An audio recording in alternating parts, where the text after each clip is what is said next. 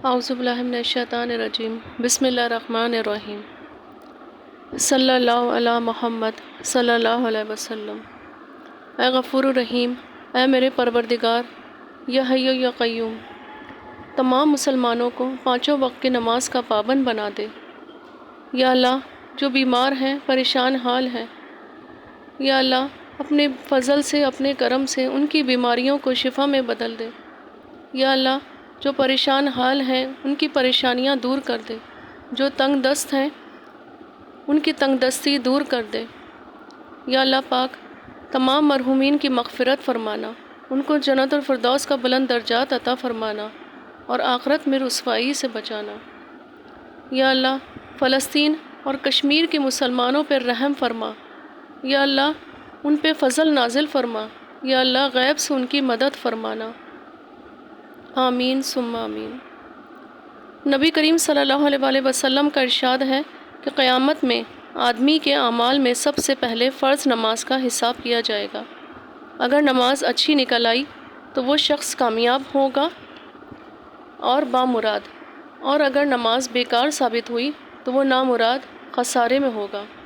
اور اگر کچھ نماز میں کمی پائی گئی تو ارشاد خداوندی ہوگا کہ دیکھو، اس بندے کے پاس کچھ نفلیں بھی ہیں جن سے فرضوں کو پورا کر دیا جائے۔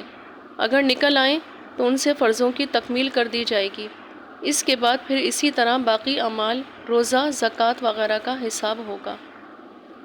اس حدیث شریف سے معلوم ہوا کہ آدمی کو نفلوں کا ذخیرہ بھی اپنے پاس کافی رکھنا چاہیے کہ اگر فرضوں میں کچھ کوتاہی نکلے تو میزان پوری ہو جائے۔ بہت سے لوگ کہہ دیا کرتے ہیں ہم سے فرض ہی پورے ہو جائیں تو بہت غنیمت ہے، نفلیں پڑھنا تو بڑے آدمیوں کا کام ہے۔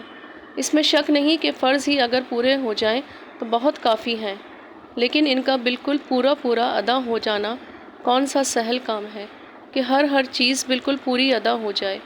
اور جب تھوڑی بہت کوتاہی ہوتی ہی ہے تو اس کے پورا کرنے کے لیے نفلوں بغیر چارہ کار نہیں۔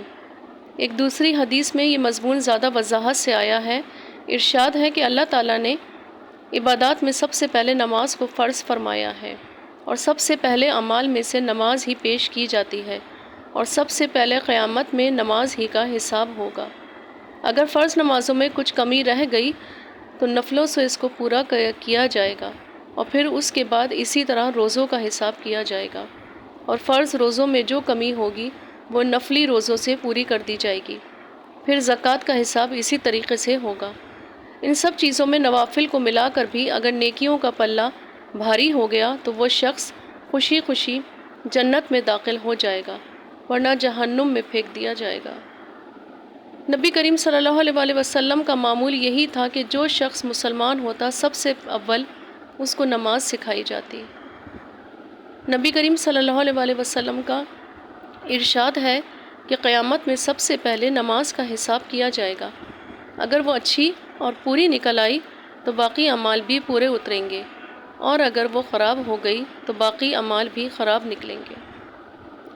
حضرت عمر رضی اللہ تعالیٰ عنہ نے اپنے زمانہ خلافت میں ایک اعلان سب جگہ کے حکام کے پاس بھیجا تھا کہ سب سے زیادہ مہم بشان چیز میرے نزدیک نماز ہے۔ جو شخص اس کی حفاظت اور اس کا اہتمام کرے گا وہ دین کے اور اجزاء کا بھی اہتمام کر سکتا ہے۔ جو اس کو ضائع کر دے گا وہ دین کے اور اجزاء کو زیادہ برباد کر دے گا۔ اللہ پاک ہم سب کو پانچوں وقت کی نماز کا پابند بنائے۔ آمین ثم آمین۔ درود ثمرات۔ اس درود شریف کو پڑھنے سے دنیاوی ثمرات سے اللہ تعالیٰ نوازتے ہیں۔ رزق میں اضافہ ہوگا۔ مصر کے ایک بزرگ حضرت ابو سعید خیاط رضی اللہ تعالیٰ عنہ لوگوں سے میل جول نہیں رکھتے تھے۔ پھر وہ ایک دم حضرت ابن رفیق رحمۃ اللہ علیہ کی مجلس میں آنا شروع ہو گئے۔ کسی نے دریافت کیا تو فرمایا کہ مجھے نبی کریم صلی اللہ علیہ وسلم نے زیارت میں فرمایا اور یہ درود شریف پڑھنے کا حکم دیا، اور اب میں مجلس میں آتا ہوں اور کثرت سے درود پاک پڑھتا ہوں۔ اس درود پاک کا ترجمہ بہت خوبصورت ہے۔ اے اللہ، درود بھیج ہمارے آقا مولا محمد صلی اللہ علیہ وسلم پر جتنے زیتون کے پتے ہیں اور جتنے پھل ہیں۔ سبحان اللہ۔ اللہ پاک ہم سب کو پانچوں وقت کی نماز کا پابند بنائے اور درود و سلام پڑھنے والا بنا دے۔ آمین ثم آمین۔